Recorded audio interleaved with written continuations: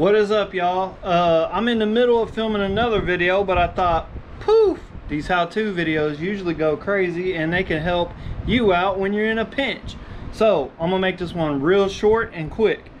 If you are trying to put the knockoff, the Fufu, the Amazon, the eBay knockoff of the Holley 302-1-2-3, whichever fucking one you got. I think this is the -2 version. I can't remember what I ordered. But you got to do a little modification to get them to fit on your LS. And here's what you got to do. So I haven't cut this one yet, but your windage tray's got to get trimmed. And if you got a factory one, you'll see it says front, so make sure you get that on the front there. Set it down on there, and I'm gonna set this on there just to show y'all where you're hitting. But basically it's just what you got to trim. You can trim it however you want. I'm gonna do it to get it all the way out of the way, but some people cut it across here. I'm not into that. I'm just gonna kind of cut along this perforation here, and then we're gonna cut right into this divot. And right down here, you know, basically we're going to leave this whole strap intact, so we still got a good bolt hole and all that. But let me set this down on there so y'all can get an idea of seeing it, because I haven't seen a video where somebody visually shows you what is wrong. And then we're going to cut it and then come back and set it back down, and I'll show you what y'all looking for, and then that'll be it. All right, so as you can see, it's not sitting flush, and that's because of your windage tray. So something you're going to want to do when you try to figure out how you're going to want to cut your windage tray, because it is your life and you can cut that tray however you want to do it. If it clears, it clears. Clearance is clearance. But here's how I'm going to do it. I'll make sure I got my bolt holes lined up and we're about in the right spot, and then if you lift it up, you can see that your windage tray hits. See where I drew that little line with my finger? It's hitting that lowest spot, and you can see the oil spots where it's hitting the bottom of the pan there. So basically all you got to do is clear that hump. So from here back, it doesn't really matter what you do. It's from here forward of your windage tray is what's interfering. So like I said, I'm just going to cut that kind of hump out. I'm going to leave the bottom strap so I can still put the nut on the stud. And then we're going to set this back on here, and I'll show you that that's how you get it flush. So one last time, we're going to cut right here. It's already perforated right there, so I don't have to worry about that. I'm just going to cut kind of diagonal here to this hump. Same thing on the other end. And then we'll just kind of cut this ridge right here so that we still have a flat surface there, and essentially remove this entire hump. I'm going to use a cutoff wheel. You can use whatever you like. If you got some let me see where they at.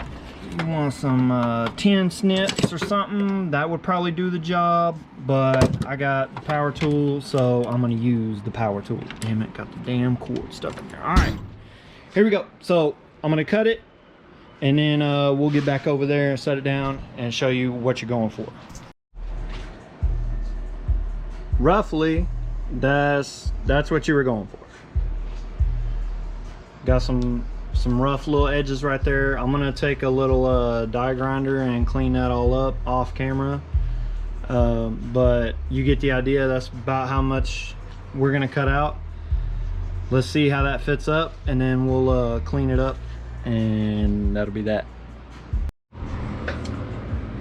All right, and now our pan sits flush. So that's just that's the chunk you got to remove. If you're a real nervous type, you might go ahead and grind out where I left that material, where I kind of got it scratched up. You might go ahead and grind that out, because it's kind of close to that lobe, but the factory windage tray was right there to begin with and it never hit, so it must be fine, right? So I'm just going to take a little sanding wheel on a die grinder and polish up these edges. Make sure there's no burrs like that hanging down, no surprises to fall in the oil pan later on and destroy our engine.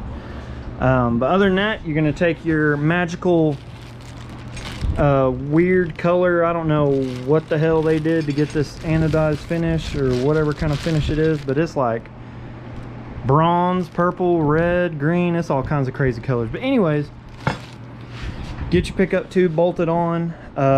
Use your appropriate O-ring. I'm not going to tell you which one to use because it's not going to be my fault when you think you got the right one and you put the wrong one on because you didn't check for yourself. If you're using a milling oil pump, your milling pump will come with instructions like this on which pickup tube you have and which O-ring you should use. I strongly suggest you look at that and about 14 forum posts before you make your decision on what O-ring you want to use. And then as far as a dipstick, because now your sump is kind of in a little bit of a different spot than the truck. Your truck dipstick will be too long. So you have two options. You can be ghetto and you can keep your truck dipstick tube and dipstick, and you can measure it and kind of dip it down in there. And what I've read was you keep your factory one, put exactly 6 quarts of oil or however many quarts of oil you're going to run from bone dry, and then put that dipstick in there and measure what 6 quarts puts a line on your dipstick and cut it, and then use like a engraver or something and kind of put a notch there so you know what your new full is. As for me, these are basically F-body LS3 oil pans, or what these are a knockoff of. So you can buy the Holley kit, or Speedway Motors sells a LS3 dipstick and dipstick tube. And that's what I'm gonna do, and that's gonna go in this OBS right here. So that'll end that off, guys. Try to keep it nice and short and sweet. If you're looking for what you need to do to your windage tray to put your Fufu knockoff Holley oil pan on, because this one is 150 bucks and the Holley one is like almost 400, and same thing, Holes oil, that's all I care about. So other than that, peace out, be human. If y'all want to see more on this build, check out the channel, subscribe, like, look at the other videos. Other than that, peace out, be human, and we'll see y'all in the next one.